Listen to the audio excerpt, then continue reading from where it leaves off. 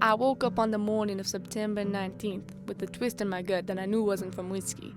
I rustled out of the cigarette-scoured blanket and pulled my boots on, groaning as my knees cracked. I stepped out of my motel room with a flask on one hip and my gun on the other, as I had a feeling that someone else had been taken. I had been called up from Denver a week before to investigate the disappearance of one Lady Jones, the widow of not one but 4 husbands, all of whom had died mysteriously in the night.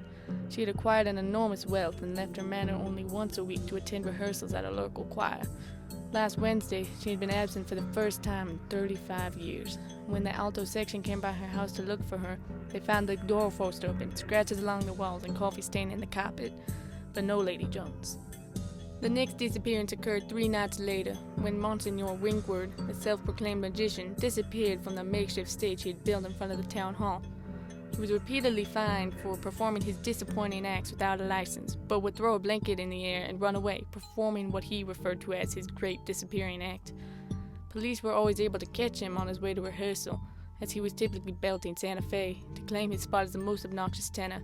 However, in the middle of his show on September 15th, he vanished, really this time, leaving nothing but blotches of coffee on the stage. Now, as I ran towards the town center, I knew I had been right, judging by the size of the crowd. I pushed to the front, where the mayor recounted the latest disappearance. Mr. Miller, the school teacher and a base section leader, hadn't shown up for work. The only trace they could find of him was the drops of coffee that spotted his desk, and coffee sales packet discarded in the trash. Now, I'm not a superstitious woman, but I couldn't help but think of the legend of old Miser Channy. Rumor has it that she was the choir director back in the early 1800s, but went mad when her singers were too lazy to participate in the coffee fundraiser. She ran into the gulch round back of the town and disappeared. Now, over 100 years later, people claim they can still hear her gnawing on lettuce down in that gulch. I heard that coffee sales had been down this year, and I figured that it might have angled old Miser Channy's ghost, so I headed down into that gulch for a look around. The gulch was dark with matted vines and reeked of a scent I couldn't identify and still can't shake.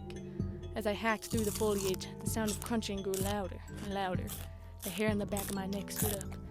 I rounded the corner by the dead tree when I saw her and the missing people in the clearing.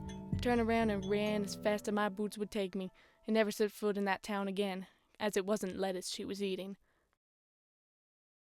I pray you, sell your coffee.